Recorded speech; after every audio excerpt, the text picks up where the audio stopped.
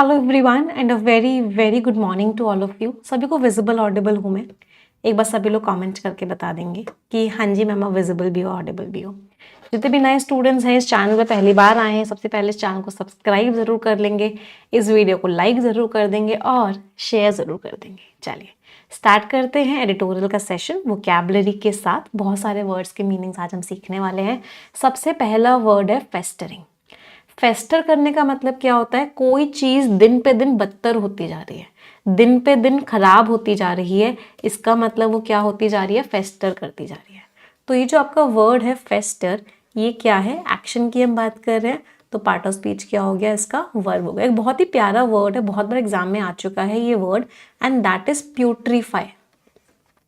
Putrefy करने का मतलब क्या होता है? कि वो चीज दिन पे दिन खराब पे खराब होती जा रही है। एक और वर्ड होता है मोल्डर, इसका मतलब है खराब होती जा रही है। रॉट करने का मतलब क्या होता है? सड़ती जा रही है वो चीज, दिन पे दिन खराब होती जा रही है।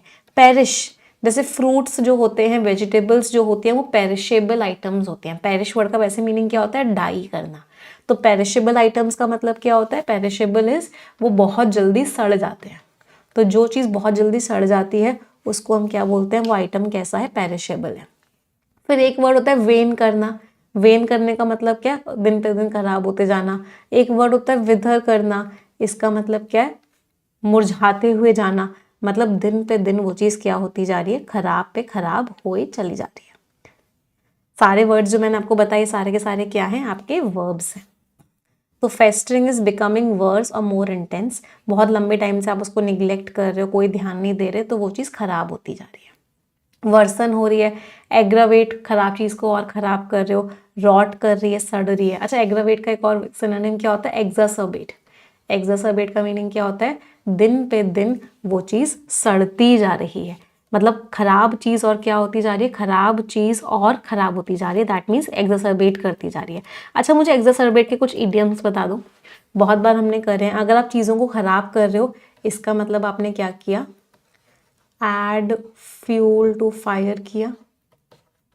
जले पर नमक छिड़क दिया, मतलब apply salt in a wound. जले पर नमक छिड़क दिया।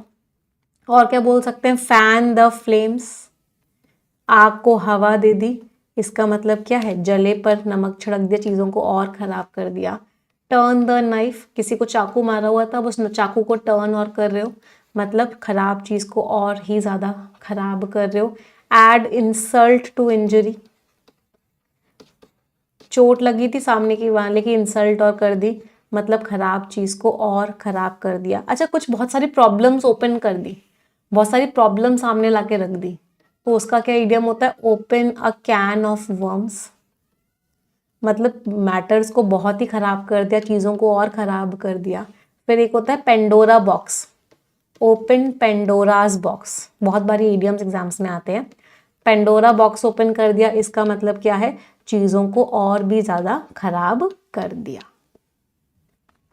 प्रॉब्लम्स और ज्यादा ओपन अप कर दी। एंटोनिम्स, आप हील कर रहे हो, सुकून दे रहे हो, इंप्रूव कर रहे हो, सूद कर रहे हो, रिलैक्स कर रहे हो। तो जो फेस्टरिंग कॉन्फ्लिक्ट था, जो खराब कर रहा था कॉन्फ्लिक्ट, जो लड़ाई थी, जो सड़ती जा रही थी, और खराब होती जा रही थी दोनों कंट्रीज के बीच में, इसकी वजह से बहुत अनरेस्ट हो गया, लोग बहुत ज़्यादा परेशान हुए, चीज़ें ठीक नहीं हुई। अच्छा, यहाँ पे हमने सूदिंग की बात करी है, तो जल्दी से एक बार रिवाइज कर लेते हैं सूद के सारे सिनोनिम्स को। सूद शब्द का मतलब क्या होता है? आप किसी इंसान को रिलैक्स फील करवा रहे हो। इसका मतलब क्या कर रहे हो? उसको मॉलिफाई कर रहे हो, दर्दों को मॉलिफाई कर रहे हो, मीन्स दर्द कम कर रहे हो। मिटिगेट कर रहे हो, मतलब दर्द कम कर रहे हो। प्लैकेट कर रहे हो, दर्द कम कर रहे हो, उस इंसान को कंसोल कर रहे हो, उसके दर्द कम कर रहे हो, मतलब एसुएज कर रहे हो दर्दों को, एले कर रहे हो, लल कर रहे हो, एलिविएट कर रहे हो। एमेलियोरेट में उसको और अच्छा फील करवा रहे हो, मतलब दर्दों को क्या कर रहे हो? कम कर रहे हो। पैसिफाई कर रहे हो, right? Pacify is also what? दर्दों को कम कर रहे हो, ईज कर रहे हो दर्दों को, रिलैक्स कर रहे हो दर्दों को, काम कर रहे हो, इसका मतलब दर्दों से उसको छुटकारा दिला रहे हो। हाँ, ट्रैंक्विलाइज कर रहे हो, राइट? ट्रैंक्विलाइज कर रहे हो, दर्दों को कम कर रहे हो। सारे वर्ड्स का पार्ट ऑफ स्पीच क्या है? All of them are verbs. हाँ, प्रोपिशिएट कर रहे हो, राइट, प्रोपिशिएट कर रहे हो, पैलिएट कर रहे हो, मीन्स दर्दों को कम करो। दर्द दिलों के कम हो जाते, तो दर्द क्या हो जाते? पैलिएट हो जाते, प्रोपिशिएट हो जाते, प्लैकेट हो जाते, मिटिगेट हो जाते, कम हो जाते दर्द। अगले वर्ड पे आते हैं। Next word is condemn. Condemn कर रहे हो, इसका मतलब आप किसी की क्या कर रहे हो? बुराई कर रहे हो। कंडेम करना इस वर्ड बुराई करना, इसके सिनोनिम्स बहुत बार एग्जाम्स में आते हैं, तो सबसे पहले कंडेम के सिनोनिम्स ही कर लेते हैं, बहुत सारे ना। कंडेम किया मतलब क्या किया? बुराई करी। इसका मतलब उस इंसान को क्या किया? क्रिटिसाइज किया, सेंश्योर किया। अच्छा, डांटना भी एक तरीके से बुराई करना हो गया ना, बट थोड़ा सा नियर सिनोनिम है डांटना। डांटना के कौन कौन से वर्ड्स होते हैं? चेस्टाइज करना, कास्टिगेट करना। यहाँ पे डांटने वालों के लिख रही हूँ, यहाँ पे बुराई करने वालों के लिख रही हूँ। रेप्रीमैंड करना, रिब्यूक करना, एडमोनिश करना, स्कोल्ड करना, च्यू आउट करना, पुल अप करना, रीड द राइट एक्ट। इन सब का मीनिंग क्या होता है? कि आप उस इंसान को बहुत ही ज़्यादा डांट रहे हो। हाँ, बीरेट करना, लैम्बास्ट करना, मीन्स आप उस इंसान को क्या कर रहे हो? भर भर के डांट रहे हो। चलो, अब बुराई वाले पे आ जाते हैं। बुराई के कौन कौन से वर्ड्स हो गए? आपने क्या किया? उस इंसान को 3-4 वर्ड्स का एक होता है, मॉक, स्नीयर, जाइब, जियर। टॉन्ट करना मतलब डांटना उस इंसान को, स्लैंडर करना, उसको शर्मिंदा कर देना, डिक्राई करना, डिनाउंस करना। इन सारे शब्दों का मीनिंग क्या होता है? कि आप उस इंसान को भर भर के डांट रहे हो, उसको खराब खराब बोल रहे हो, उसकी इमेज को खराब कर रहे हो। याद रहेंगे? टॉन्ट करना, मॉक करना, स्कॉफ करना। स्कॉफ करने का मीनिंग भी क्या होता है? डांटना। डिफेम करना, डांटना। चलो, हाँ, डिस्पैरेज करना। सारे वर्ड्स का पार्ट ऑफ स्पीच क्या था? All of them were verbs. यहाँ आ जाते हैं, तो कंडेम किया मीन्स बुराई करी, डिसअप्रूवल दिखा दिया पब्लिक में, डिनाउंस, क्रिटिसाइज, सेंश्योर मीन्स बुराई कर दी।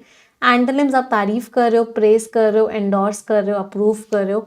इसका मतलब क्या है? आप उस इंसान की क्या कर रहे हो? तारीफ कर रहे हो। चलो, मुझे तारीफ के कुछ सिनोनिम्स बता दो जल्दी से। अगर आप उस इंसान की तारीफ कर रहे हो तो आप क्या कर रहे हो? ईयू रूट वर्ड का मीनिंग क्या होता है? ईयू और बेनी, 2 रूट वर्ड्स होते हैं जिनका मीनिंग होता है गुड या फिर अच्छा। तो अगर आप किसी की तारीफ कर रहे हो तो आप क्या कर रहे हो? यूलोजाइज कर रहे हो, कमेंड कर रहे हो, लॉर्ड कर रहे हो, अपलॉड कर रहे हो। एक नियर सिनोनिम होता है वेनरेट करना। वेनरेट करने का मतलब क्या होता है? उस इंसान की आप रिस्पेक्ट कर रहे हो, हेल कर रहे हो,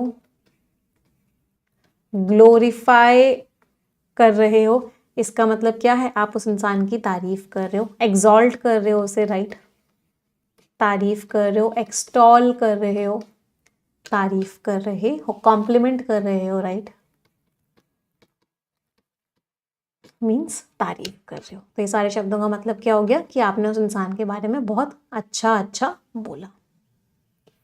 सारे वर्ड्स क्या है? वर्ब्स। वेनरेट का मीनिंग थोड़ा सा डिफरेंट हो जाता है, नियर सिनोनिम हो जाता है वेनरेट। इसका मीनिंग क्या होता है? रिस्पेक्ट। एक्सल्ट कह सकते हैं तारीफ करना, ये भी एक नियर सिनोनिम ही है एक्सल्ट। तो अगर आप एक्सल्ट करते हो तो इसका मतलब क्या है? आप दूसरे की खुशी में खुश होते हो।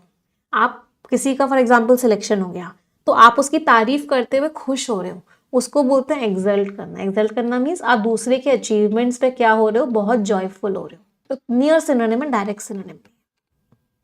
चलो, आ जाते हैं आगे। तो जो इंटरनेशनल कम्युनिटी है उसने बुराई करी, किस चीज़ की बुराई करी? फोर्स को यूज़ करने की, वायलेंस को यूज़ करने की, हिंसा को यूज़ करने की, इनोसेंट सिविलियंस करने। मैम अक्लेम भी हो सकता है, बिल्कुल सही बात है। अक्लेम करने का मतलब भी क्या होता है? कि आप किसी चीज़ का अच्छा अच्छा बोल रहे हो, मतलब तारीफ कर रहे हो। हाँ, अक्लेम वर्ड भी हम ऐड कर सकते हैं, तारीफ करना। एड्यूलेट वर्ड ऐड कर सकते हैं। एड्यूलेट का मतलब होता है तारीफ करना, लेकिन इसका यूसेज थोड़ा सा अलग होता है। इसका मतलब होता है चमचागिरी करना, आप फ्लैटरी कर रहे हो। एड्यूलेट का मतलब होता है तारीफ करना तो होता है, लेकिन आप इतनी तारीफ कर रहे हो कि सामने वाले की चमचागिरी हो रही है वो, तो उसको बोलते हैं एड्यूलेट करना, मीन्स प्रेज एक्सेसिवली। डिफरेंस हल्का सा डिफरेंस है। चलो अगले वर्ड पे आते हैं। रैचेट अप करना का मतलब क्या है, आप किसी चीज को बढ़ा रहे हो, कंट्रोल स्टेजेस में समय के साथ किसी चीज को इंक्रीज कर रहे हो। रैचेट अप कर रहे हो मीन्स बढ़ा रहे हो। इंटेंसिफाई कर रहे हो, एस्केलेट कर रहे हो, एम्पलीफाई कर रहे हो मीन्स बढ़ा रहे हो, ऑगमेंट कर रहे हो मीन्स बढ़ा रहे हो आप किसी चीज को। एंटोनिम्स, आपने कम कर दिया, डिक्रीज कर दिया, रिड्यूस कर दिया, लेसन कर दिया, कम कर दिया। तो सरकार ने सोचा कि वो बढ़ा देंगी इकोनॉमिक सैंक्शन। सैंक्शन का मीनिंग क्या होता है, पेनल्टीज। तो सरकार ने सोचा वो इकोनॉमिक पेनल्टीज बढ़ा देगी, जिससे कि जो अपोजिंग कंट्री है वो प्रेशराइज हो जाए, उसके ऊपर प्रेशर आ जाए। चलो अभी ना हमने चमचागिरी करने की बात करी है, तो वो लोग जो चमचागिरी करते हैं उनके मुझे कुछ सिनोनिम्स बता दो। जो लोग चमचागिरी करते हैं, इसका मतलब वो कैसे होते हैं, फॉनिंग होते हैं। फॉनिंग का मतलब क्या है, बहुत ज्यादा चमचागिरी करने वाले होते हैं। साइकोफेंटिक, बहुत बार ये वर्ड आपका एग्जाम में आया हुआ है। साइकोफेंटिक होते हैं मतलब बहुत चमचागिरी करते हैं। एक वर्ड होता है ऑब्सिक्यूअस। ऑब्सिक्यूअस होते हैं मतलब चमचागिरी करने वाले होते हैं। एक वर्ड होता है टोडिंग। आप वो वोकैबुलरी वाले शॉर्ट्स देख रहे हो जिसमें मैं आप लोगों को ये वोकैबुलरी शेयर कर रही हूँ, ये सारे के सारे वोकैबुलरी रिवाइज कर रही हूँ। तो ये लोग क्या होते हैं, टोडिंग होते हैं। टोडिंग करने का मतलब क्या होता है, बहुत ज़्यादा चमचागिरी करते हैं हर इंसान की। इनग्रेशिएटिंग होते हैं, हर बात मान जाते हैं। जो हर इंसान हर बात मान जाता है उनको क्या बोलते हैं, डोकाइल। हर बात मान जाने वाला, सब सर्वियंट, हर बात मान जाते हैं। ओबीडियंट होते हैं। ओबीडियंट का मतलब भी क्या है, सामने वाले की सारी बातें मान जाते हैं। कंप्लायंट होते हैं। कंप्लायंट का मतलब क्या है, सारी की सारी बातों को ऐसे ही मान जाते हैं। बहुत ज़्यादा तारीफ करते हैं, तारीफ कर करके चमचागिरी करते हैं। अभी एक वर्ड पढ़ा था एड्यूलेशन, तो एड्यूलेटरी होते हैं, मीन्स सबसे ज़्यादा चमचागिरी करते हैं। इनकी टंग कैसी होती है, हनी टंग्ड होते हैं, शहद की जुबान होती है। मतलब इतनी तारीफ करते हैं आपकी कि ऐसा लगता है कि क्या कर रहे हैं, चमचागिरी कर रहे हैं। समझ में आ रही है, वोकैबुलरी याद हो रही है। हम बटर करते हैं, राइट। चलो आ जाते हैं यहाँ पे। अगला वर्ड है डिजास्ट्रस। लास्ट में OUS लग रहा है, जिन शब्दों के लास्ट में OUS लगता है वो वर्ड्स क्या होते हैं, एडजेक्टिव्स होते हैं। डिजास्ट्रस मीन्स तबाही मचा देने वाला।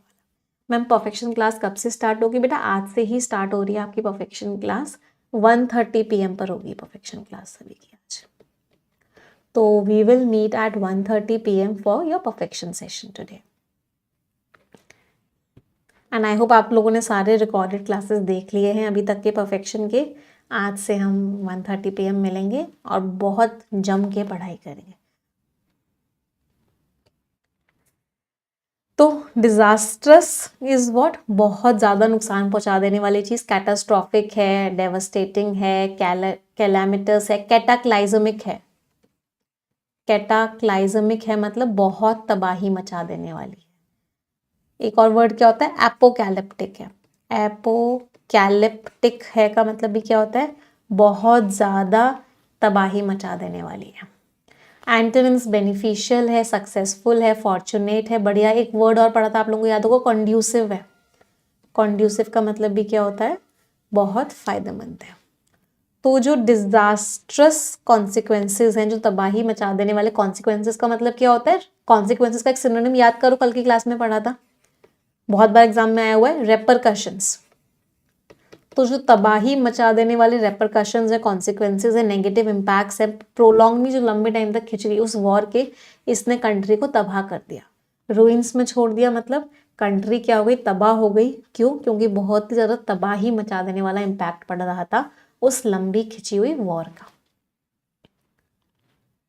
अगला वर्ड है ट्रेसपासिंग करना। ट्रेसपासिंग करने का मतलब क्या होता है, बिना परमिशन आप कहीं एंटर कर रहे हो, आपने बिना परमिशन के कहीं एंटर कर दिया, इसका मतलब क्या होता है, ट्रेसपासिंग करते हैं। बहुत जगह आपने देखा है ना, साइन बोर्ड्स लगे होते हैं, trespassers will be prosecuted.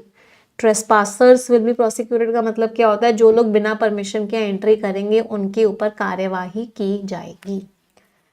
Action की बात कर रहे हैं तो पार्ट ऑफ स्पीच क्या हो गया, वर्ब हो गया। किसी की लैंड में एंटर करना बिना परमिशन के। अच्छा, यहाँ पे ग्रामर का कॉन्सेप्ट है, बहुत बार एग्जाम्स में इसका एरर डिटेक्शन का क्वेश्चन आता है। हमेशा याद रखना, एंटर के आगे ना कभी भी कोई प्रपोजिशन नहीं लगता। Entering in, entering into, entering on सब गलत है, कोई प्रपोजिशन नहीं लगता। हाँ, एक एंट्री इनटू फ्रेजल वर्ब होता है, एंट्री इनटू नहीं, एंटर इनटू। हाँ, एंट्री इनटू वाला भी कॉन्सेप्ट बताऊंगी अभी। एक एंटर इनटू फ्रेजल वर्ब होता है जिसका मीनिंग क्या होता है, आपने कोई अग्रीमेंट साइन किया है, means you enter into that agreement. अच्छा, अब मैंने ये कॉन्सेप्ट पढ़ाया, एक बार एग्जाम में क्या आया, एंट्री इनटू, और आपने क्या किया, इसको गलत कर दिया।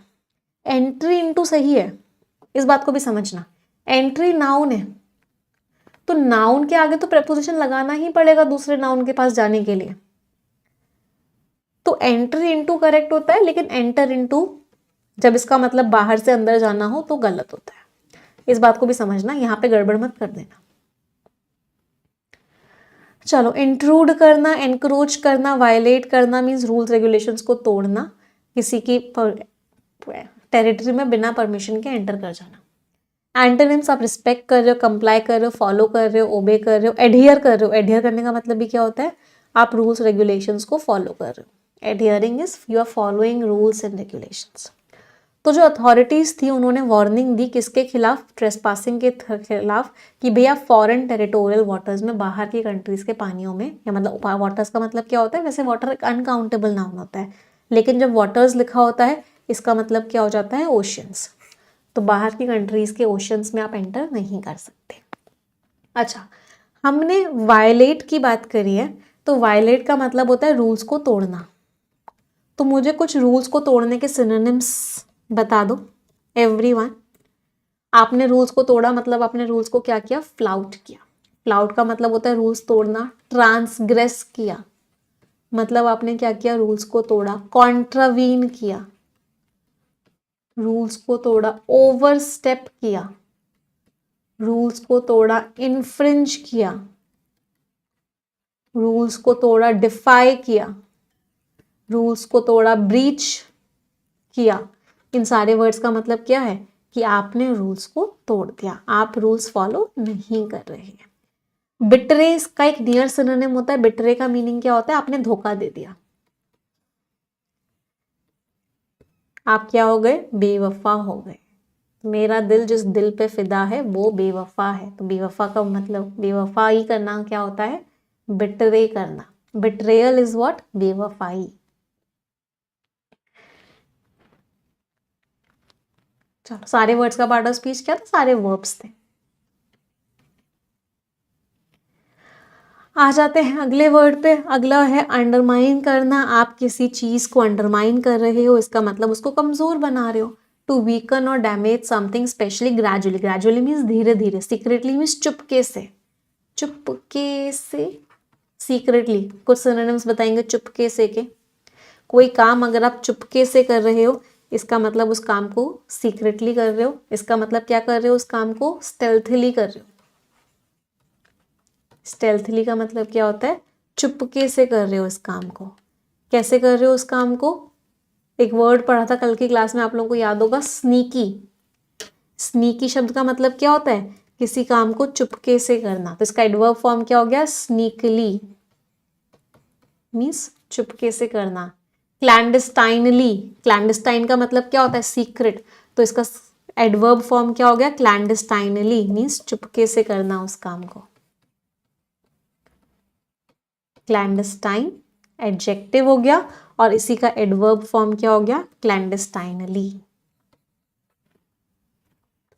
एक वर्ड होता है फर्टिव। फर्टिव शब्द का मीनिंग क्या होता है, चुपके से किसी काम को करना। तो इसका एडवर्ब फॉर्म क्या हो गया, फर्टिवली। ये सारे मैं सेम पार्ट्स ऑफ स्पीच में क्यों लिख रही हूँ, क्योंकि हमेशा याद रखना सिनोनिम्स और एंटोनिम्स हमेशा सेम पार्ट्स ऑफ स्पीच में होते हैं। हाँ, सरप्शियसली, सरप्शियस का मतलब भी क्या होता है, चुपके से वो काम करना। तो सरप्शियसली भी क्या हो गया, इसका एडवर्ब फॉर्म। यस, चलो। तो आपने वीकन कर दिया, कमज़ोर बना दिया, सैबोटेज कर दिया, तबाह कर दिया, इरोड कर दिया।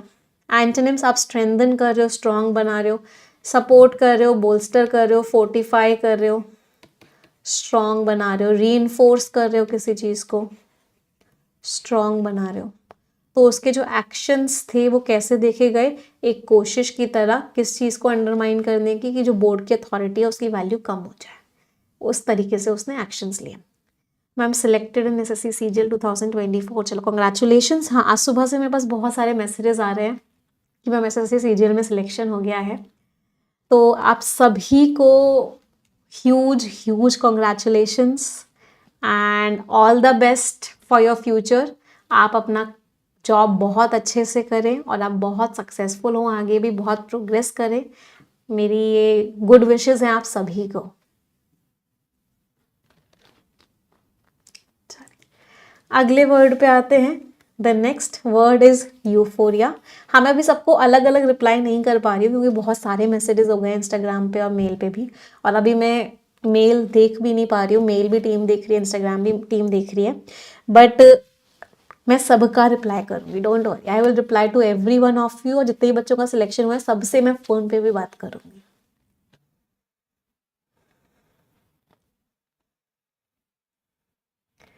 चलो अगले वर्ड पे आते हैं, यूफोरिया। रूट वर्ड क्या है, ईयू। ईयू रूट वर्ड का मीनिंग अभी हमने क्या पढ़ा था, गुड। तो कुछ ना कुछ अच्छे से रिलेटेड है। तो यूफोरिया का मतलब क्या है कि आप बहुत खुशी वाली फीलिंग में हो। आज मैं ऊपर, ज़माना है नीचे, आज मैं आगे, ज़माना है पीछे, ये वाली फीलिंग है। इसका मतलब फीलिंग कैसी है, यूफोरिया की, आप बहुत खुश हो। पार्ट ऑफ स्पीच क्या है, ये शब्द आपका नाउन है। अ फीलिंग और state of intense excitement and happiness, मतलब बहुत खुशी वाली feeling. Elation, Joy, bliss, happiness, बहुत खुश हो, मतलब यूफोरिया में। जितने ही बच्चों का सिलेक्शन हुआ है वो सारे बच्चे अभी किस स्टेट में हैं, वो सारे के सारे बच्चे अभी यूफोरिया की स्टेट में हैं। एंटोनिम्स, डिस्पेयर, दुखी हो, मिजरी, ग्लूम, दुखी हो। अच्छा, यहाँ से एक वर्ड बहुत बार एग्जाम्स में आता है। इनफैक्ट टोन का क्वेश्चन भी पूछ रहा था कि ऑथर की टोन कैसी है। तो कभी कभी ऑथर की टोन कैसी होती है, ग्लूमी होती है। ग्लूमी का पार्ट ऑफ स्पीच क्या है, एडजेक्टिव। इसका मतलब क्या होता है, दुख भरी। तो यहाँ पे दुख भरी का एक सिनोनिम होता है, बहुत बार एग्जाम पे आता है, इसको बोलते हैं मेलनकोलिक। मेलनकोलिक टोन का मतलब क्या होता है, बहुत ही दुख भरी टोन है। एक और वर्ड बहुत बार एग्जाम में आता है, ल्यूग्यूब्रियस। ल्यूग्यूब्रियस शब्द का मीनिंग भी क्या होता है, मतलब आप बहुत ही दुखी हो, बहुत ही सैड हो, डोलफुल हो। डोलफुल का मतलब क्या होता है, बहुत ही सैड होना। अच्छा, डोलफुल और इंडोलेंट को एक जैसा मत समझना। इंडोलेंट क्या होता है, इंडोलेंट होता है इनएक्टिव इंसान, जो इंसान लेजी होता है उसको इंडोलेंट बोलते हैं। लेकिन डोलफुल क्या होता है, डोलफुल, ल्यूग्यूब्रियस, मेलनकोलिक क्या होता है, वो इंसान जो सैड होता है। डेस्पोंडेंट कहते हैं जो इंसान क्या है, बहुत ही सैड है, ग्लम है, मतलब सैड है। एक और ऑथर की टोन पूछी जाती है और बहुत बार ऑथर की टोन पेंसिव होती है। पेंसिव का मतलब क्या होता है, सैड नहीं कहेंगे लेकिन अंदर खोया हुआ होना, उसको बोलते हैं pensive tone. Pensive tone means thoughtful, आप अंदर खोए हुए हो, अंदर आपके कुछ चल रहा है, आप अंदर की तरह सोच रहे हो, बाहर हो ही नहीं दुनिया में, उस तरह की टोन को बोलते हैं पेंसिव टोन। मतलब अंदर ही अंदर सोच रहे हो। सोचने को क्या बोलते हैं, कॉन्टेम्पलेट करना। कॉन्टेम्पलेट करने का मतलब क्या होता है, अंदर ही अंदर सोचना। कॉन्टेम्पलेट के कुछ सिनोनिम्स बता दो। पॉन्डर करना मीन्स अंदर ही अंदर सोचना। मल ओवर करना मीन्स अंदर ही अंदर सोचना। एक इडियम होता है च्यू द कड। च्यू द कड का मतलब क्या होता है, च्यू द कड का मतलब होता है, जैसे भैंस होती है, आपने देखा होगा ना, वो मुंह चलाती रहती है, तो वो च्यू द कर्ड करती रहती है। च्यू द कर्ड का मतलब वही है कि आप सोच विचार में हो, आप कुछ रिफ्लेक्ट कर रहे हो, राइट। किसी चीज को क्या कर रहे हो, रिफ्लेक्ट कर रहे हो। Reflection is the change in direction of a wave front at. चलो, तो there was a sense of euphoria. एक किस चीज का सेंस था, यूफोरिया का सेंस था। सिरी एक्टिव हो गई थी आवाज सुन के मेरी। तो एक यूफोरिया का सेंस था, एक हैप्पीनेस का सेंस था क्राउड में, भीड़ में, जैसे ही कॉन्सर्ट क्या हुआ, शुरू हुआ। अच्छा, क्राउड का एक ग्रामर का क्वेश्चन आता है एग्जाम में, बहुत बार ना एंग्री क्राउड लिख देते हैं। तो अगर एंग्री क्राउड लिखा हो तो सही है, गुस्से वाली भीड़, लेकिन अगर एंग्री मॉब लिखा हो तो ये गलत होता है, क्योंकि मॉब का मतलब ही होता है गुस्से वाली भीड़। तो हमेशा याद रखना कि मॉब के साथ कभी भी एंग्री नहीं आएगा। चलो अगले वर्ड पे आते हैं। The next word is haste. एक इडियम है, इडियम नहीं बोलेंगे, प्रोवर्ब बोलेंगे। Haste makes waste. किसी काम को जल्दी जल्दी करोगे तो उस काम को क्या कर दोगे, बर्बाद कर दोगे। तो हेस्ट का मतलब क्या होता है, किसी काम को बहुत जल्दी जल्दी करना। पार्ट ऑफ स्पीच क्या है, नाउन है। हरी करना, रश करना, स्पीड करना, इसका मतलब क्या है, आप उस काम को क्या कर रहे हो, आप उस काम को बहुत जल्दी जल्दी कर रहे हो। अच्छा, एक ना बड़ा अच्छा वर्ड होता है, जैसे आपको बोलना है किसी को कि भाई इस काम को जल्दी कर दो, तो आप इसको क्या बोलोगे, सामने वाले इंसान को क्या बोलोगे, प्लीज डू इट एक्सपेडिशियसली। एक्सपेडिशियसली का मतलब क्या होता है, जल्दी जल्दी। तो इस काम को एक्सपेडिशियसली करो मतलब फास्ट कर दो। इस काम को कैसे करो, हेस्टिली करो। हेस्टिली का मतलब क्या होता है, बहुत फास्ट करना इस काम को। अच्छा, एक्सपीडिशली का मीनिंग क्या हो गया, बहुत फास्ट करना। तो इसका एडजेक्टिव फॉर्म क्या होता है, एक्सपीडिशियस। एक्सपीडिशियस का एडजेक्टिव फॉर्म हो गया, इसका मीनिंग क्या हो गया कि आप उस काम को कैसे कर रहे हो, एकदम फास्ट कर रहे हो। एंटोनिम स्लोनेस है, डिले है, हेजिटेशन है, रुक रुक के काम कर रहे हो, हौले हौले काम कर रहे हो। जो लोग हौले हौले काम करते हैं वो लोग क्या होते हैं, स्लगिश होते हैं, लिथार्जिक होते हैं। जो लोग बहुत हौले हौले काम करते हैं, लैंग्विड होते हैं, इंडोलेंट होते हैं, लेजी होते हैं। ये लोग क्या करते हैं, बहुत हौले हौले काम करते हैं। सारे वर्ड्स का part of speech, all of them are adjectives. तो in is haste to leave, जल्दी जल्दी में निकलने के चक्कर में वो अपना वॉलेट लेके जाना ही भूल गया। वो अपना वॉलेट ही नहीं लेके, क्योंकि उसको जल्दी हो रखी थी। स्लॉथफुल होते हैं, राइट, बहुत ही ज्यादा हौले हौले काम करते हैं। लेकाडाइसिकल होते हैं। लेकाडाइसिकल का मतलब भी क्या होता है, बहुत केयरलेस होते हैं। लेका, अब देखो उसकी स्पेलिंग कैसे याद करोगे, लैका, फिर क्या है डायस, तो डायस की स्पेलिंग क्या हो गई, DAIS। फिर क्या आया, इकल, तो ICAL। तो ऐसे वर्ड्स को तोड़ तोड़ के देखोगे ना तो स्पेलिंग भी ठीक कर पाओगे। बहुत बार आजकल एग्जाम्स में ना स्पेलिंग वाले क्वेश्चंस डायरेक्टली आ रहे हैं, और ऐसी ही स्पेलिंग्स आती हैं जो कंफ्यूजिंग होती हैं। अगले वर्ड पे आते हैं, लिम्बो। लिम्बो का मीनिंग क्या, अटक गई है वो चीज, पता ही नहीं आगे क्या होगा। कभी कभी क्या होता है, बहुत सारे केसेस ना कोर्ट में जाके अटक जाते हैं। तो कैसी सिचुएशन में होते हैं, लिम्बो की सिचुएशन में होते हैं कि अनसर्टेनिटी, सस्पेंशन, पता ही नहीं क्या होगा। Limbo part of speech, noun की तरह यूज करते हैं। अनसर्टेनिटी है, सस्पेंशन है, डिले है, इसका मतलब क्या है, वो चीज अटकी हुई है। अच्छा, मुझे एक इडियम बताओ कि अभी हमने कुछ दिन पहले एक इडियम पढ़ा था, कोई चीज अगर लटकी हुई है मतलब वो चीज पता ही नहीं क्या है। तो एक हमने पढ़ा था इन द एयर है, तो कोई चीज अगर अप इन द एयर है इसका मतलब क्या है, पता ही नहीं है क्या होगा, वो चीज कैसी है, अभी तक अनसर्टेन है, अभी तक सस्पेंडेड है। सर्टेनिटी है, रेजोल्यूशन है, कंक्लूजन है, मतलब फाइनल तक पहुंच गई है। तो केस जो है अभी भी लीगल उसमें लटका हुआ है, जब तक फर्दर जजमेंट नहीं आता है। अभी भी केस कैसा है, अनसर्टेन है। रीआइटरेशन, लास्ट में ION लग रहा है, पार्ट ऑफ स्पीच क्या हो गया, नाउन। री का मतलब क्या होता है, री के दो मतलब होते हैं, एक मतलब होता है अगेन और दूसरा मतलब होता है बैक, वापस से। तो आप किसी चीज को रिपीट कर रहे हो क्लैरिटी के लिए, मीन्स रीआइटरेशन। रेपिटेशन, रीअफर्मेशन, रीस्टेटमेंट, मतलब आप उस चीज को बार बार बोल रहे हो। एंटोनिम्स, आपने नेग्लेक्ट कर दिया, ओमिशन मीन्स हटा दिया, साइलेंस, चुप हो गए। तो जजमेंट जो है दोहराता है किस चीज को, इंपॉर्टेंस, किस चीज की इंपॉर्टेंस है, सेक्युलर। सेक्युलर का मतलब क्या होता है कि हर रिलीजन इक्वल है, हम किसी एक रिलीजन को नहीं सपोर्ट करते, हर रिलीजन हमारी नजरों में इक्वल है। उस प्रिंसिपल को क्या बोलते हैं, उस प्रिंसिपल को बोलते हैं सेक्युलरिज्म। और सोशलिस्ट क्या होता है, सोशलिस्ट होता है कि सोशलिस्ट प्रिंसिपल्स होते हैं कि सोसाइटी की चीज ओनरशिप है किसी चीज के ऊपर, किसी एक इंसान की ओनरशिप नहीं है। उन प्रिंसिपल्स को बोलते हैं socialist principles. One word substitutes पे आ जाते हैं। पैट्रीसाइड क्या हो गया? पैट्री, पैट्र रूट वर्ड का मीनिंग क्या होता है? फादर। तो किसी ने अगर अपने फादर को मार दिया है तो उसने क्या कमिट किया है? पैट्रीसाइड। इस साइड वाले वर्ड्स एग्जामिनर के फेवरेट है। अच्छा, मदर को मार दिया है तो क्या बोलते हैं उसको? मैट्रीसाइड। मैट्रीसाइड में साइड इनमें एक रूट वर्ड है, साइड रूट वर्ड का मीनिंग क्या होता है? To kill. तो मैट्रीसाइड इज व्हाट? मदर को मार दिया है, मदर को किल किया है। अच्छा, मैट्रीसाइड जैसा एक और वर्ड होता है मैरीसाइड। मैरीसाइड सभी को पता है क्या होता है? अगर किसी इंसान ने मैरीसाइड किया है, इसका मतलब उसने क्या किया है? अपनी शादी को मार दिया है। इसका मतलब क्या है? उसने क्या किया है? उसने शादी को खत्म कर दिया है। मैरीसाइड मीन्स डिवोर्स ले लिया है एक तरीके से।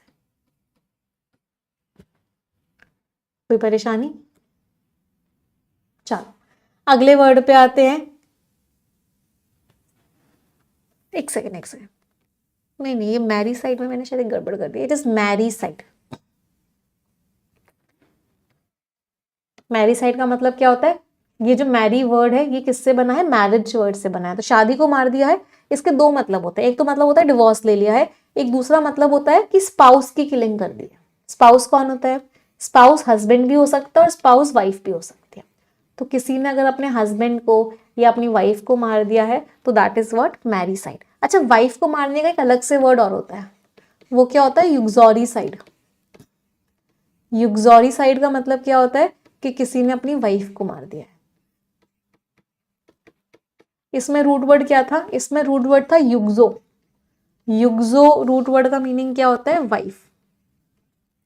तो कभी कभी ना किसी इंसान को बोलते हैं, जैसे अगर किसी को, किसी मदर इन लॉ को या किसी सासू माँ को अपने बेटे को कोई ताना देना होता है तो क्या बोलती है? कि मेरा बेटा तो युक्सोरियस हस्बैंड बन चुका है। तो युक्सोरियस हस्बैंड का मतलब क्या होता है? जोरू का गुलाम। तो युक्सोरियस में फिर से रूट वर्ड क्या आ गया? युग्जो। युग्जो वर्ड का मीनिंग क्या होता है? वाइफ। तो अगर कोई इंसान युक्सोरियस हस्बैंड का उसको टैग मिला हुआ है, इसका मतलब उसको क्या बोलते हैं? जोरू का गुलाम। मतलब एन एक्सेसिवली, हद से ज्यादा। डोटिंग का मतलब क्या होता है? प्यार करने वाला हस्बैंड, उसको बोलते हैं युक्सोरियस हस्बैंड। चलो अगले पे आते हैं, रेजीसाइड। रेजीसाइड, रेजी, रेजी रूट वर्ड का मीनिंग होता है रूल। तो रूल को ही तबाह कर दिया, मतलब राजा को ही मार दिया। तो act of killing a king is what? Regicide. Homicide में होमो, इंसान को क्या बोलते हैं? होमोसेपियंस बोलते हैं।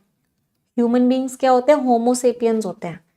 तो होमिसाइड का मतलब क्या है? किसी इंसान को मार देना, act of killing a human being. अच्छा, बहुत सारे लोगों को अगर एक बार मार दिया, अगर एक इंसान को मारा है तो होमिसाइड है, और अगर बहुत सारे लोगों को एक बार में मार दिया तो उसको क्या बोलते हैं? जीनोसाइड। उसको क्या बोलते हैं? कार्नेज। क्या बोलते हैं? मैसेकेर। मतलब बहुत सारे लोगों को एक बार में मार देना, दैट इज व्हाट? मैसेकेर। इसको याद कैसे करेंगे? मैसा केयर, CAR, मीन्स हद से ज्यादा लोगों को एक बार में मार दे। Killing of a large number of people, बहुत सारे लोगों को मार देना एक साथ। और होमिसाइड इज एक इंसान को मार देना। फिलीसाइड, बेटे को या डॉटर को मार देना, बेटे को या बेटी को मार देना इज फिलीसाइड। अच्छा, अगर कोख के अंदर मार दिया गया, तो अभी वो बच्चा पैदा ही नहीं हुआ है, उससे पहले उसको मार दिया गया, तो उसको क्या बोलते हैं? फीटीसाइड। फीटीसाइड कहाँ से बना? फीटस। फीटस क्या होता है? जो कोख के अंदर बच्चा होता है। तो फीटीसाइड की दोनों स्पेलिंग सही होती है, ये वाली स्पेलिंग भी सही होती है फीटीसाइड की, और ओ लगा के भी स्पेलिंग सही होती है। मीन्स कोख के अंदर बच्चे को मार देना। छोटे से बच्चे को मार देना इज इन्फेंटिसाइड। सिस्टर को मार देना, बहन को मार दिया तो उसको क्या बोलते हैं? सोरोरीसाइड। सोरोरीसाइड का मतलब क्या होता है? बहन को मार देना, सिस्टर को मार देना। अगर भाई को मार दिया तो फ्रैटिसाइड। तो हर किसी को मारने के कोई ना कोई वर्ड इंग्लिश में बनाया गया है। चलो फ्रेजल वर्ब्स पे आ जाते हैं। कैचअप करना का मतलब क्या है? Don't worry, I will catch up with you soon. इसका मतलब क्या है? एक तो कैचअप का मतलब होता है मिलना, मैं तुमसे जल्दी ही मिल लूंगा। दूसरा कैचअप का मतलब क्या होता है? तुम जिस लेवल पे हो उस लेवल पे मैं तुम्हारे बहुत जल्दी पहुंच जाऊंगा।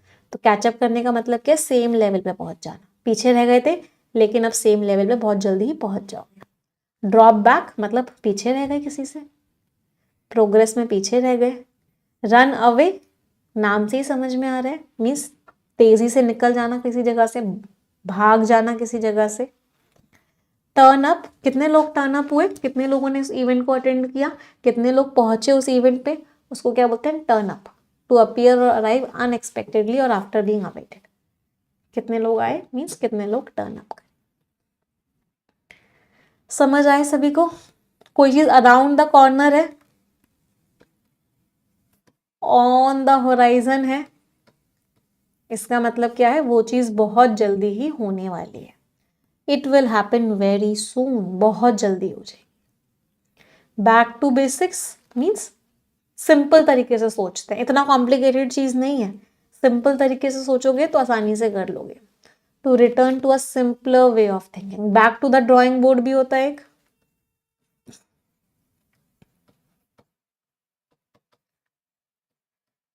मीन्स फिर से प्लानिंग करते हैं, फिर से बेसिक्स पे आ जाते हैं, फिर से स्टार्टिंग पे आ जाते हैं।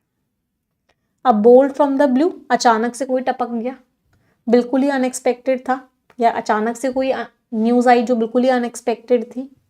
अब bolt from the blue means blue का मतलब क्या होता है? स्काई। बिल्कुल नॉर्मल स्काई लग रहा था, अचानक से बिजली चमक गई। तो मतलब कोई चीज जो बिल्कुल अचानक से हो। बहुत बार, ये तो इतनी बार एग्जाम में आया हुआ है ना, एग्जामिनर के फेवरेट है कलर बेस्ड इडियम्स। अगर आपके पास वोकैब प्रोडिजी बुक है तो उसमें आप पूरा का पूरा चैप्टर है कलर बेस्ड इडियम्स का, या फिर थीम बेस्ड इडियम्स का ना। मैक्सिमम इडियम्स वहीं से आते हैं एग्जाम में, उसको एक बार जरूर पढ़ लेना। Out of the red, red का मतलब क्या होता है? कर्जा। अगर आप इन द रेड हो, इसका मतलब क्या है? आप कर्जे में हो। अगर आप आउट ऑफ द रेड हो गए मतलब कर्जे से बाहर हो गए। स्कूल ऑफ थॉट मीन्स एक पर्टिकुलर वे सोचने का। तो स्कूल ऑफ थॉट है मतलब एक तरीका सोचने का। समझ आई सभी को वोकैबुलरी? यस। चलिए आ जाते हैं आज के आर्टिकल पे, बट उससे पहले मैं रिक्वेस्ट करूंगी सभी को, 3000 बच्चे देख रहे हैं बट 3000 लाइक्स नहीं है, तो सभी लोग एक बार तुरंत की तुरंत सेशन को लाइक कर देंगे, तुरंत की तुरंत। हाँ आज, अरे आज होली है, चलो a very very happy Holi to all of you. इतने दिनों से चीज़ें खराब चल रही थी कि याद ही नहीं रहा आज होली है।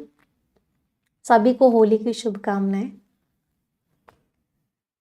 टाइम फॉर ट्रूस, ट्रूस का मतलब क्या है? शांति। अब लड़ाई को खत्म करो, अब समय आ गया है शांति को स्थापित करने का। रशिया यूक्रेन की लड़ाई के बारे में बहुत बात करने जा रहे हैं। चलिए रीड करेंगे सभी लोग।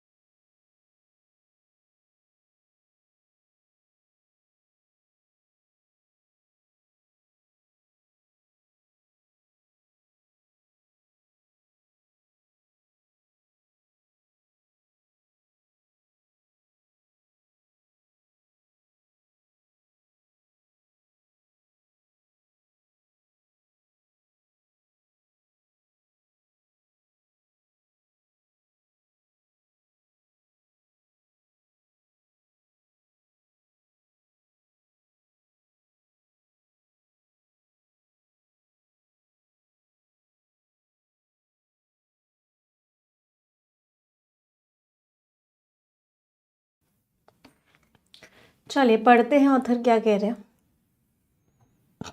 यूक्रेन का जो डिसीजन है टू एक्सेप्ट कि यूक्रेन अपना लेगा एक इमीडिएट, तुरंत की तुरंत, इंटरिम का मतलब क्या होता है, नॉट फाइनल, जो कि अभी फाइनल नहीं है, बीच का है, 30 डे का सीज फायर। सीज फायर का मतलब क्या होता है, लड़ाई रोक दो। तो 30 दिन लड़ाई रुकी रहेगी रशिया के साथ, यूक्रेन इस चीज़ को अपना रहा है, विच कैन बी एक्सटेंडेड, फिर इसको बढ़ा सकते हैं अपॉन म्यूचुअल अग्रीमेंट, सब दोनों आपस में अग्रीमेंट कर लें तो इस 30 दिन को और बढ़ाया भी जा सकता है। ये एक बहुत ही इंपॉर्टेंट, एक बहुत ही ज़रूरी पहला कदम है किसकी तरफ, शटिंग डाउन, बंद करने की तरफ। किस चीज़ को बंद कर रहे हैं, 3 साल की से जो लंबी लड़ाई चल रही है। जो डिसीजन है जिसको अनाउंस किया गया एक जॉइंट स्टेटमेंट में, दोनों ने एक स्टेटमेंट दिया जो यूएस और यूक्रेन ने दिया। सीनियर लेवल टॉक्स के बाद, सीनियर लेवल डिस्कशंस हुए जेडा में, सऊदी अरेबिया में। ये डिसीजन क्या भी दिखाता है दैट यूएस प्रेसिडेंट जो डोनाल्ड ट्रंप हैं, उन्होंने बहुत ही ज़्यादा प्रेशर लगाया, बहुत ही ज़्यादा प्रेशराइज किया, आप ऐसी टैक्टिक्स यूज़ करी, ऐसी स्ट्रैटेजी यूज़ करी यूक्रेन को प्रेशराइज करने की, और ये जो है काम कर रही है। कीव यूक्रेन की कैपिटल है, तो यूक्रेन पर उनकी स्ट्रैटेजी काम कर गई, एटलीस्ट फॉर नाउ, कम से कम अभी के लिए। तो अंटिल रिसेंटली, अभी तक यूक्रेन ने रूल आउट कर दिया था। रूल आउट मीन्स अभी तक तो यूक्रेन मना कर रहा था, रूल आउट मीन्स बिल्कुल ही खत्म कर देना, कैंसिल कर देना कि हम कोई सीज फायर नहीं करेंगे। आर्ग्यू कर रहा था, यूक्रेन क्या कह रहा था कि मॉस्को जो है एक ट्रूस को यूज़ करेगा, मॉस्को, रशिया, मतलब रशिया जो है एक पीस अग्रीमेंट साइन करेगा और उसको यूज़ करेगा जिससे कि वो अपने आप को फिर से वेपन्स से प्रोवाइड करवा सके, फिर से वेपन्स दे सके। यूक्रेन जिसने क्या डिमांड किया था, उसने मांगा था कंप्लीट रशियन विड्रॉल, की पूरी तरीके से रशिया की आर्मी वहाँ से पीछे चली जाए फ्रॉम ऑल द टेरिटरीज, जितनी भी टेरिटरीज रशिया की आर्मी ने कैप्चर करी हैं उन सबसे वो पीछे चली जाए, जिसमें क्रिमिया भी आता है। और यही प्री कंडीशन होगी, यही पहले होना चाहिए, तभी मैं बातचीत करूंगा। लेकिन अब यूक्रेन ने खुद फ्लोट किया आइडिया, खुद ही इस आइडिया को बाहर सामने लेके आया और फ्रीजिंग द कॉन्फ्लिक्ट, की लड़ाई को रोक दिया जाए। कब तक रोक दिया जाए, on the current line of contact. किस करंट लाइन ऑफ कॉन्टैक्ट में, मतलब जो अभी जितना भी हुआ है उसके बाद अब इस लड़ाई को रोक दिया जाए। Current line of contact means अभी जो भी कंडीशन है उसमें, इन रिटर्न फॉर, किसके बदले में, नाटो की मेंबरशिप के रिटर्न में। लेटर बाद में कीव की जो डिमांड थी, यूक्रेन की जो डिमांड थी, वो शिफ्ट हो गई। उसने क्या बोला कि सिक्योरिटी गारंटी दे मुझे वेस्ट, वेस्ट का मतलब अमेरिका, अमेरिका मुझे क्या दे, सिक्योरिटी की guarantee they. But the Trump administration, लेकिन ट्रम्प की सरकार ने क्या किया, रैचेट अप करते, रैचेट अप मीन्स बढ़ा दिया। किस चीज़ को बढ़ा दिया, प्रेशर बढ़ा दिया, उसने हॉल्ट कर दिया, ट्रम्प की सरकार ने रोक दिया। क्या रोक दिया, सारा का सारा military assistance, assistance means help, सारी की सारी मिलिट्री हेल्प रोक दी, इंटेलिजेंस शेयरिंग, सारी की सारी इंफॉर्मेशन शेयरिंग रोक दी। तो बेसिकली पूरे पैराग्राफ में क्या लिखा हुआ है कि यूक्रेन ने समझौता कर लिया है, 30 दिन के लिए लड़ाई रुक चुकी है, यूक्रेन ने इस चीज़ को एक्सेप्ट कर लिया है। पहले यूक्रेन कह रहा था मैं नहीं रोकूंगा जब तक रशिया वापस नहीं चला जाता पूरी तरीके से, पहले कह रहा था कि जब तक नाटो मेंबरशिप नहीं मिलेगी मैं तब तक नहीं रोकूंगा, ये सारी चीज़ें यूक्रेन कह रहा था। लेकिन बाद में ट्रंप जी ने इतना प्रेशराइज किया यूक्रेन को, उसको वेपन्स देना बंद कर दिया, उसको इन्फॉर्मेशन शेयर करना, इंटेलिजेंस शेयरिंग बंद कर दी, कि उस प्रेशर के आगे यूक्रेन ने गिव अप कर दिया और हाथ जोड़ के बोला ट्रंप जी से, भाई जैसा तुम चाहते हो मैं वैसा करने के लिए तैयार हूँ। और उसने रशिया के साथ 30 दिन के लिए लड़ाई रोक दी। ट्रंप चाचा का प्रेशर इतना ज़्यादा हो गया यूक्रेन के ऊपर। एक लाइन में इस पूरे का मेन आइडिया ये है। चलो थोड़ी सी ग्रामर करेंगे अब, मुझे कुछ कुछ क्वेश्चंस का आंसर देंगे। एक तो मुझे इस वर्ब का सब्जेक्ट बता दो और इस सेंटेंस का टेंस भी बता दो। शोज वर्ब का सब्जेक्ट बता दो और इस सेंटेंस का टेंस बता दो।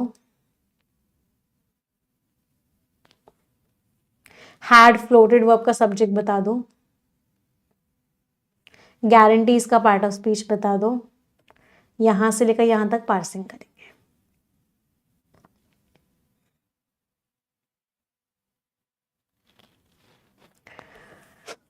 इसका सब्जेक्ट है डिसीजन, प्रेपोजिशन से शुरू हो रहा है, सारी की सारी एडिशनल इन्फॉर्मेशन है। शोज का सब्जेक्ट भी डिसीजन है, ये कॉमा कॉमा के बीच में है, एडिशनल इन्फॉर्मेशन है, ये आफ्टर से स्टार्ट हो रहा है, एडिशनल इन्फॉर्मेशन है। इसका टेंस क्या है, एक ही वर्ब है, वर्ब की फर्स्ट फॉर्म है, सिंपल प्रेजेंट है। ये भी क्या है, सिंपल प्रेजेंट टेंस है। हैड फ्लोटेड का सब्जेक्ट है यूक्रेन, ये कॉमा कॉमा के बीच में है, एडिशनल इन्फॉर्मेशन। इसका टेंस क्या है, ये आपका पास्ट परफेक्ट टेंस है। गारंटीज नाउन है, टू व्हाट, टू गारंटीज, तो गारंटीज नाउन है, इनफैक्ट ये पूरा ही एक नाउन है, सिक्योरिटी गारंटीज। बट यहाँ पे एडवर्ब का रोल प्ले कर रहा है। बट कंजंक्शन कब होता है, जब एक ही सेंटेंस में हो। जब वो अलग सेंटेंस को स्टार्ट करता है तो वो एडवर्ब बन जाता है। द आर्टिकल है, ट्रम्प नाउन हो गया, एडमिनिस्ट्रेशन भी नाउन हो गया। इस पूरे को नाउन मान सकते हो या फिर एडमिनिस्ट्रेशन को नाउन और ट्रम्प को एडजेक्टिव मान सकते हो, दोनों तरीके से सही है। रैचेट अप एक पूरी की पूरी फ्रेजल वर्ब है। दी आर्टिकल है, प्रेशर नाउन है, बाय प्रेपोजिशन है। हॉल्टिंग वर्ब है, ऑल एडजेक्टिव है। मिलिट्री असिस्टेंट्स को पूरा भी नाउन मान सकते हो या फिर असिस्टेंट्स को नाउन और इसको एडजेक्टिव मान सकते हो। एंड कंजंक्शन है, इंटेलिजेंस शेयरिंग का भी वही है, शेयरिंग नाउन है, या तो इस पूरे को नाउन मान लो या फिर इंटेलिजेंस को एडजेक्टिव और शेयरिंग को नाउन मान लो। नेक्स्ट पैराग्राफ पढ़ेंगे सभी लोग।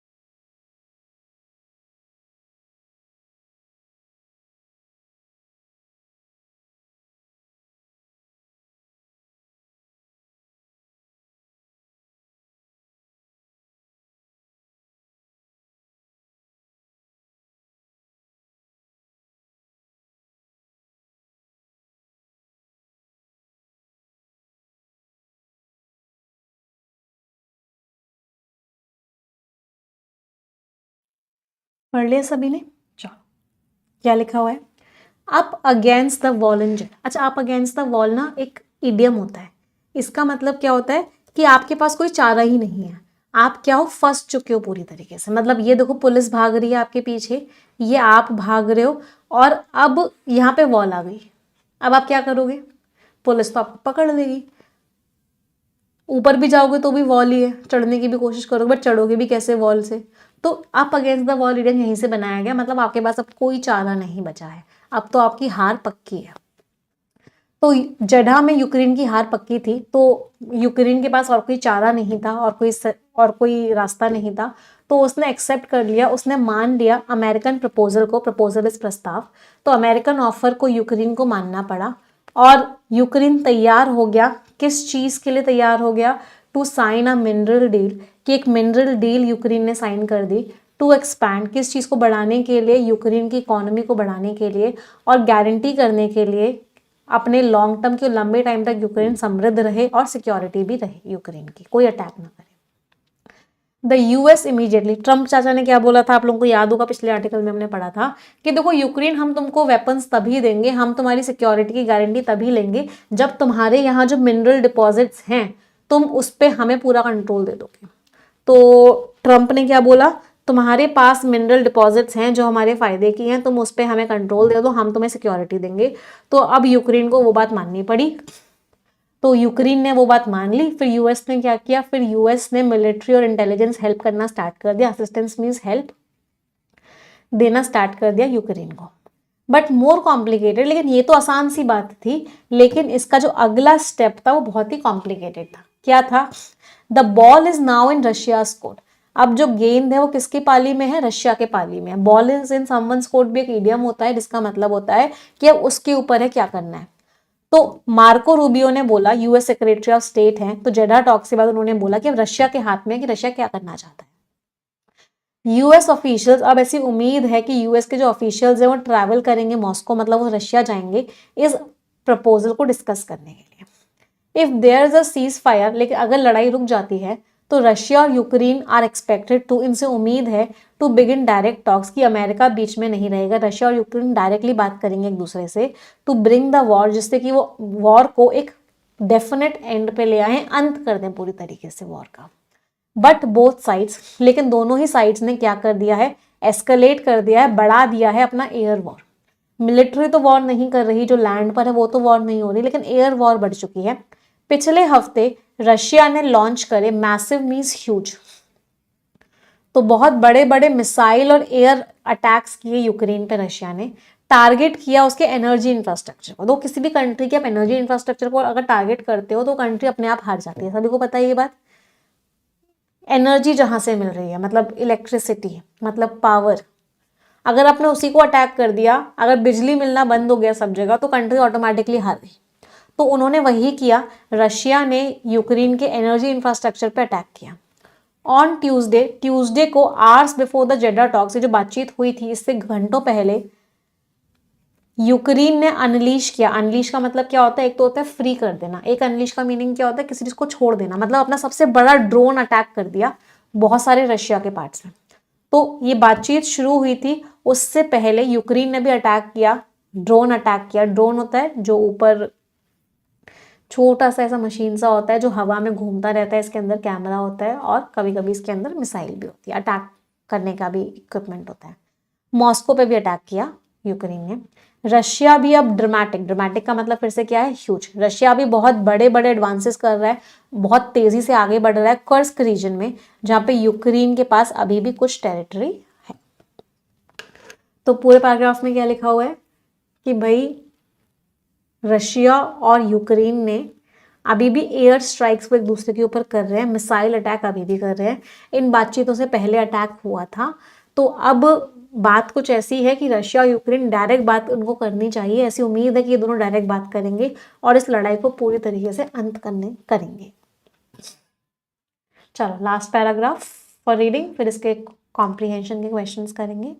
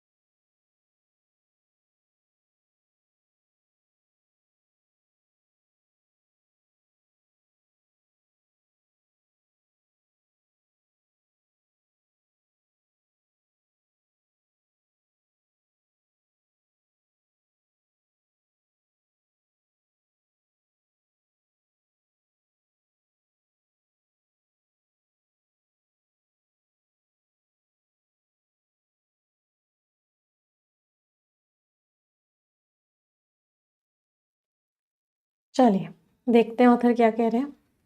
इफ मिस्टर ट्रम्प हैड, अगर मिस्टर ट्रम्प ने उनको फायदा होता, लेवरेज का मतलब क्या है, बेनिफिट।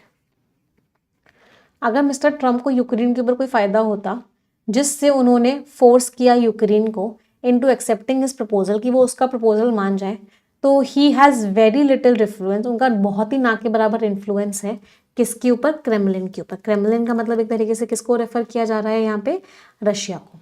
तो क्या बोला कि मिस्टर ट्रम्प जो है यूक्रेन के ऊपर तो बहुत इन्फ्लुएंस ले सकते हैं, बहुत इन्फ्लुएंस है उनका, लेकिन रशिया के ऊपर उनका ना के बराबर इन्फ्लुएंस है।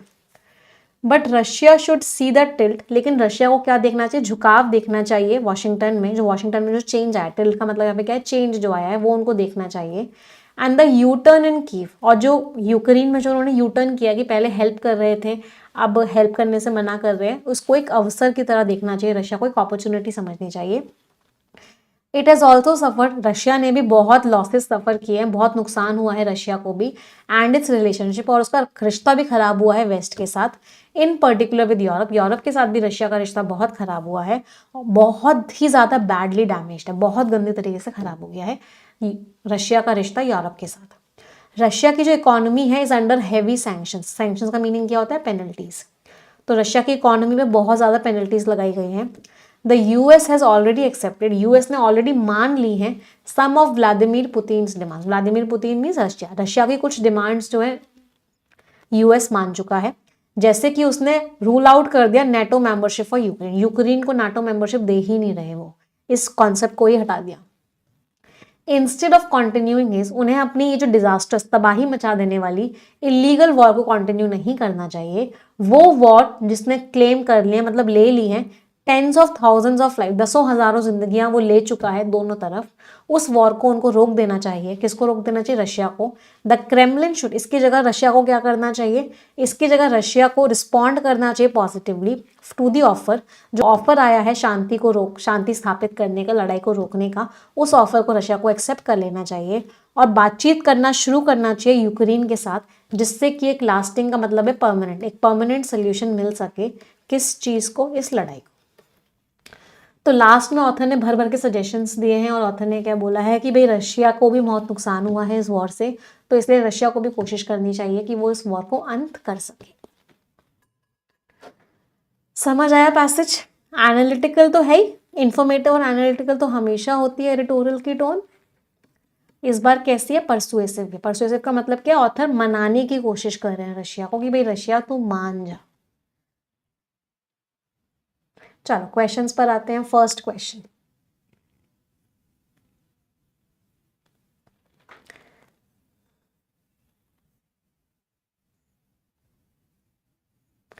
बेटा क्रेमलिन जो है एक वर्ड है जो कि गवर्नमेंट ऑफ रशिया के लिए यूज किया जाता है।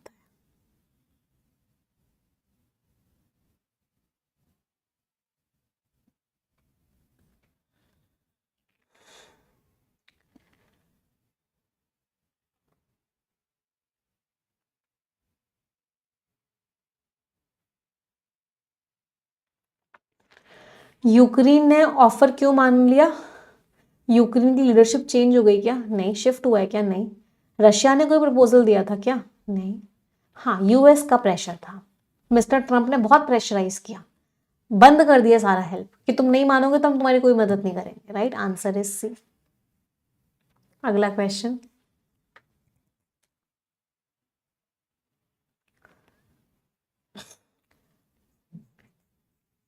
रशिया पहले क्या कह रहा, सॉरी यूक्रेन पहले क्या कह रहा था? यूक्रेन पहले कह रहा था कि भाई पूरी तरीके से रशिया वालों को बोलो वापस हो जाओ, तभी मैं कुछ बात करूंगा, तभी मैं लड़ाई रोकूंगा जब रशिया वापस हो जाएगा। ओपन था हमेशा से? नहीं। कंप्लीट रशियन विड्रॉल मांगा उसने, बिल्कुल सही बात है। रशिया रिकॉग्नाइज करे? नहीं। नेगोशिएट करने के लिए तैयार था? नहीं। आंसर वॉज बी, पहले रशिया को बोलो पूरी तरीके से वापस जाए। चलो नेक्स्ट क्वेश्चन,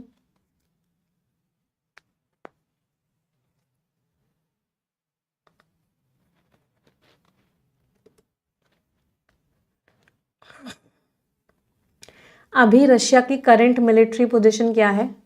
हारने वाला है? नहीं। हाँ, एडवांस कर रहा है इस रीजन में और एयर स्ट्राइक्स भी कर रहा है। पूरी तरीके से वापस जा रहा है? मिलिट्री एक्शंस रोक दिए हैं? नहीं। Answer is B. Scores everyone, क्या क्या स्कोर्स रहे सभी के मैथ रीडिंग कॉम्प्रिहेंशन में? चलो आ जाते हैं स्किमिंग पे। अब हम ऊपर ऊपर से पढ़ेंगे, है ना, गहराइयों में नहीं पढ़ेंगे, ऊपर ऊपर से पढ़ेंगे और मेन आइडिया समझने की कोशिश करेंगे। एग्जाम में आपको स्किमिंग भी बहुत हेल्प करती है, स्पेशली जब टाइम कम होता है।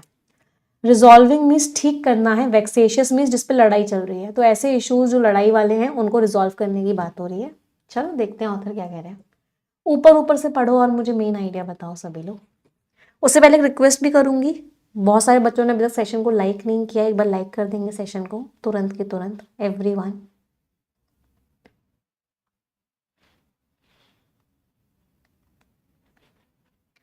मैम वेक्सेशियस का मतलब क्या होता है? देखो वेक्स वर्ड याद है हमने, जब हमने इरिटेट वर्ड के सिनोनिम्स पढ़े थे उसमें एक वर्ड आया था वेक्स। वेक्स का मतलब क्या होता है? इरिटेट करना। तो वेक्सेशियस मतलब जो चीज़ आपको इरिटेट कर दे, अनोइंग हो, इरिटेटिंग हो।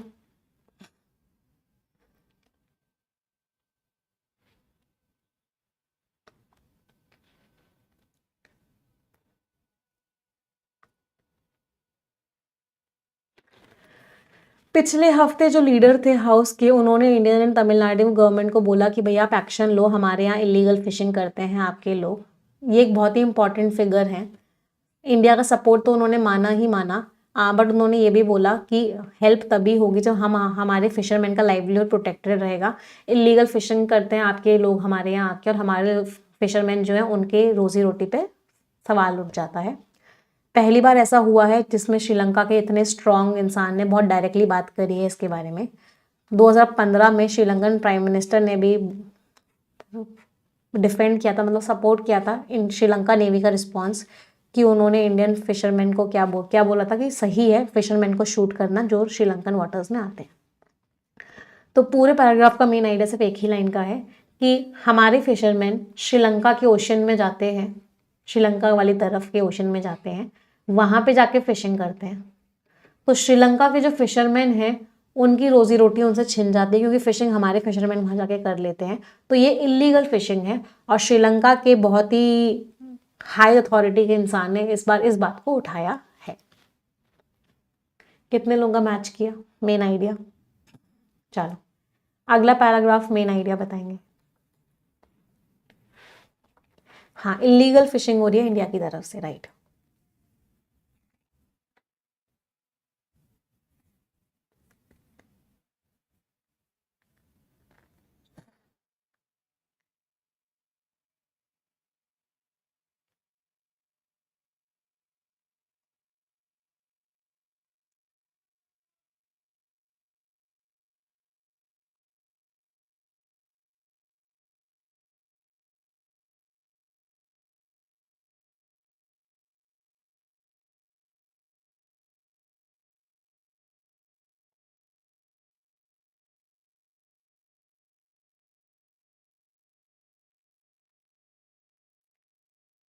चलिए अगला पैराग्राफ मेन आइडिया क्या है। अभी तक ना ही एक्सटर्नल अफेयर्स मिनिस्ट्री ने ना ही तमिलनाडु गवर्नमेंट के रिप्रेजेंटेटिव ने कोई रिएक्शन दिया है इसका। ये बात सरप्राइजिंग नहीं है, ये बात सबको पता भी है कि जो फिशरमैन हैं यहाँ के वो इंटरनेशनल बाउंड्री को क्रॉस करते हैं अपनी लाइवलीहुड को ढूंढते हुए। इलीगल फिशिंग से ज़्यादा वो कंप्लेन कर रहे हैं कि बॉटम ट्रॉलिंग बहुत ज़्यादा होती है, मतलब बहुत नीचे से भी फिशिंग की जाती है। इसकी बुराई की जाती है क्योंकि समुद्र के इकोसिस्टम पे नेगेटिव इम्पैक्ट डालती है। बॉटम ट्रॉलिंग की वजह से बहुत ज़्यादा ही चीज़ें ख़राब हो जाती हैं, पूरा का पूरा रिप्रोडक्टिव साइकिल ख़राब हो जाता है, ब्रीडिंग साइकिल ख़राब हो जाता है फिशेस का। तो ये जो रिलेशनशिप है किसके बीच में, वो फिशिंग कम्युनिटी जो वेल्दी है और श्रीलंकन, मतलब हमारे यहाँ की फिशिंग कम्युनिटी और उनकी फिशिंग कम्युनिटी में जो ये जो इकोनॉमिक रिलेशनशिप है जो कि रिकवर कर रही है, ये सिचुएशन को ख़राब कर देती है। तो पूरे पैराग्राफ में फिर से वही लिखा हुआ है कि ये बात सच है, सबको पता है कि हमारे यहाँ के फिशरमैन वहाँ जाते हैं फिशिंग करने के लिए। पहली प्रॉब्लम तो ये है। और दूसरी प्रॉब्लम ये है कि हमारे यहाँ के जो फिशरमैन हैं वो बॉटम ट्रॉलिंग करते हैं, मतलब समुद्र के बहुत नीचे तक जाके फिशिंग करने की कोशिश करते हैं। इससे क्या होता है, पूरा का पूरा समुद्र का इकोसिस्टम खराब होता है। तो ऑथर ने बताया कि इसमें कोई दो राय नहीं है, ये बात सबको पता है कि इंडिया में ये चीज़ें होती हैं। This was the main idea. Next paragraph skimming, main idea बताएंगे।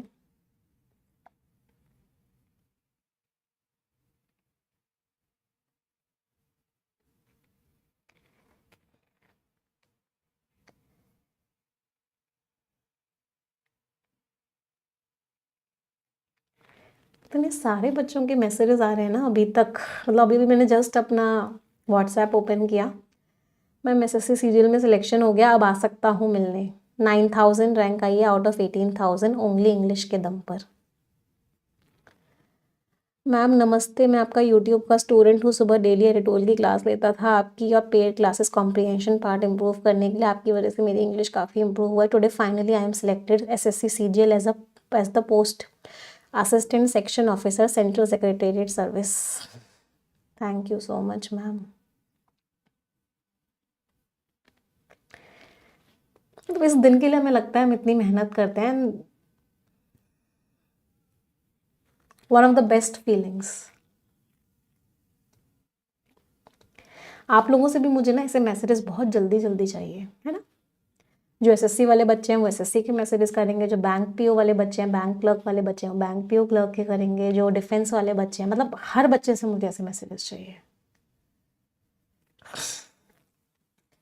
जो नॉर्थ श्रीलंकन फिशरमैन हैं जो कि डिपेंड करते हैं इन फॉर्म्स पे, उनको वो चाहते हैं कि उनका पानी एक्सप्लॉयटेशन से बचे, मतलब उनके ओशंस पे एक्सप्लॉयटेशन ना हो। इंडियन फिशरमैन भी बहुत ज़्यादा प्रॉब्लम्स फेस करते हैं। हमारे यहाँ फिशिंग का बहुत कम एरिया अवेलेबल है, फिर वहाँ पे कोरल रीफ्स हैं, रॉक्स हैं, तो इन्होंने बोला कि हम इस कोस्ट लाइन के वहाँ पे फिशिंग एक्टिविटीज़ नहीं करेंगे। ड्यूरेशन जो है जिसको बोला गया वो 3 हफ्ते लगती है, बहुत कॉस्ट होते हैं, ऑपरेशन होता है, लेबर होता है, डाइवर्सिफिकेशन बहुत ज़्यादा ज़रूरी है कि वो कुछ और काम भी कर लें। तो ये रीजंस हैं कि जो जॉइंट स्कीम थी वो एक सोल्यूशन की तरह आ गई है। तो बेसिकली मेन आइडिया क्या है? मेन आइडिया वही है कि भाई हमारे फिशरमैन के साथ भी प्रॉब्लम्स बहुत हैं। वो ऐसा क्यों करते हैं उसका कारण बताया ऑथर ने कि एक तो हमारे यहाँ एरिया बहुत कम है फिशिंग का, ऊपर से जो एरिया है वहाँ पे रॉक्स हैं, बड़े बड़े कोरल रीफ्स हैं वहाँ पे, तो इसकी वजह से वो फिशिंग अच्छे से नहीं कर पा रहे हैं। ऊपर से हमारे यहाँ 3 हफ्ते का टाइम लगता है, बहुत ज़्यादा ऑपरेशन कॉस्ट है, बहुत ज़्यादा लेबर कॉस्ट है, इसकी वजह से उनको जाना पड़ता है अपनी रोजी रोटी के लिए श्रीलंकन वाटर्स में। तो सोल्यूशन इसका क्या है? सोल्यूशन वही है कि डाइवर्सिफिकेशन। डाइवर्सिफिकेशन का मतलब क्या होता है कि आप फिशिंग के अलावा भी और कोई काम करो। आप पूरी तरीके से अपनी रोजी रोटी के लिए फिशिंग पे डिपेंडेंट मत हो। दूसरी कंट्री में के वाटर्स में जाके फिशिंग करने से अच्छा है कि आप कोई और काम कर लो। तो ऑथर ने ये सोल्यूशन दिया इस चीज का। समझ आया सभी को? पैसेज समझ आया पूरा? चलो, कम एज अ क्रॉपर का मतलब क्या होता है? कम एज अ क्रॉपर का मतलब लाइन पढ़ लेते हैं फिर समझ में आएगा। इसको रीडिंग कर लेते हैं, स्किमिंग से तुमको नहीं समझ में आया तो रीडिंग से देखते हैं। इन सारे रीजंस की वजह से जो जॉइंट स्कीम है जो कि यूनियन और स्टेट गवर्नमेंट्स ने की है डीप सी फिशिंग की जुलाई 2017 से, वो क्या हुई है? कम एज अ क्रॉपर है। मतलब अभी तो ऑथर बुराई कर रहे हैं कि स्कीम काम नहीं कर रही है, लोग दूसरी जगह पे जाके काम कर रहे हैं। इसका मतलब स्कीम क्या हो चुकी है? फेल हो चुकी है। क्यों फेल हो गई है? फेल होने का रीज़न वही है कि हमारे यहाँ उतना पानी अवेलेबल नहीं है, टाइमिंग बहुत ज़्यादा है, लेबर कॉस्ट बहुत ज़्यादा है, इसलिए उतनी फिशिंग अपॉर्चुनिटीज़ नहीं है, इसलिए उनको दूसरे वाटर्स में जाना पड़ता है। इसलिए सरकार कोई भी स्कीम लेके आए वो फेल हो जाती है। चल, क्वेश्चन का आंसर बताएंगे। प्राइमरी रीज़न क्या है?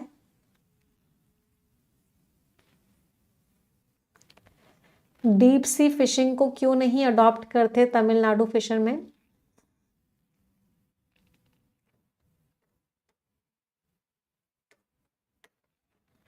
इन ट्रेनिंग की तो कहीं कोई बात ही नहीं हुई थी। हाँ, लॉन्गर है, एक्सपेंसिव है, लॉन्गर टाइम ज़्यादा लग रहा है, एक्सपेंसिव है, ये तो बात की थी। श्रीलंकन अथॉरिटीज ने कोई रिस्ट्रिक्शन की हुई है, क्लाइमेट चेंज की तो कहीं बात ही नहीं। Answer is what? Answer is B. अगला क्वेश्चन। तो कुछ स्किमिंग में ऐसे ही होगा, स्किमिंग में आप ऊपर ऊपर से पढ़ रहे हो तो आपको सिर्फ मेन आइडिया पता है, आपको गहराइयाँ नहीं पता है। तो जब भी क्वेश्चंस पे आओगे तो मैं कीवर्ड्स देख के फिर उस लाइन को रीड करना पड़ता है। ऑथर की टोन कैसी है? What is the author's tone? चलो पहले सारी टोन्स का मीनिंग समझते हैं, फिर आइडेंटिफाई करेंगे ऑथर की टोन कैसी है। न्यूट्रल मतलब ऑथर ने ना किसी की बुराई करी ना किसी की तारीफ करी, और ऑथर को बिल्कुल डिटैच्ड है, मतलब ऑथर के कोई इमोशंस फीलिंग्स ही नहीं है। नहीं, ये तो नहीं है। ऑथर ने किसी की बुराई करी है, किसी पे इल्जाम लगाया है? नहीं। हाँ, ऑथर ने परसुएड करने की कोशिश करी है। परसुएसिव टोन का मतलब क्या होता है कि ऑथर ने ये बात समझाने की कोशिश करी है, ऑथर कंसर्न्ड भी है इस बारे में, लेके लाइवलीहुड्स को लेके कंसर्न्ड है, तो ये लग रहा है।